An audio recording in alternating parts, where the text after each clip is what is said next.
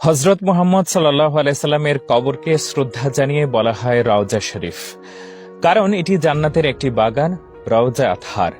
মসজিদে নববীর রওজা অংশের উপর স্থাপন করা হয়েছে সবুজ গম্বুজ। সবুজ গম্বুজের ছায়াতলে অবস্থিত রাসূল সাল্লাল্লাহু আলাইহি সাল্লামের রওজা মোবারক।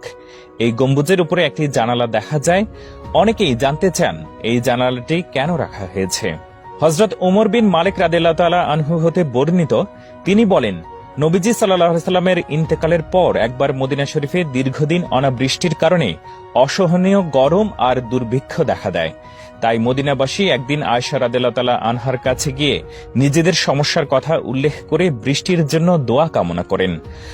তখন মা আয়েশা রাদিয়াল্লাহু তাআলা আনহা বলেন, হে মদিনাবাসী, তোমরা নবীজির রওজা মোবারকের উপর থেকে খেজুর গাছের ডাল আছে তা সরিয়ে দাও এবং অপেক্ষা করো। মদিনার লোকেরা তখন আয়েশা রাদিয়াল্লাহু তাআলা আনহার পরামর্শ মোতাবেক কাজ করলেন। নবীজির রওজা মোবারকের উপর থেকে ডাল সরানোর সাথে সাথে হঠাৎ দেখা গেল আকাশে ধীরে ধীরে কালো মেঘ ডাকা শুরু করেছে। অল্প কিছুক্ষণের মধ্যেই এতটাই বৃষ্টি শুরু হল যে মানুষজনের পথ চলা কষ্টদায়ক হয়ে পড়ল। এরপর দীর্ঘ এক সপ্তাহ অনবরত বৃষ্টি হল।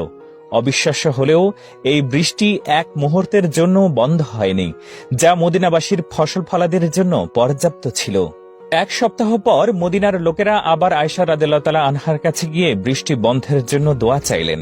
তখন আয়েশা রাদিয়াল্লাহু তাআলা আনহা বলেন, নবীজির রওজা মোবারকের উপর খেজুর গাছের ডাল পূর্বের মতো দিয়ে দাও, বৃষ্টি বন্ধ হয়ে যাবে। মদিনা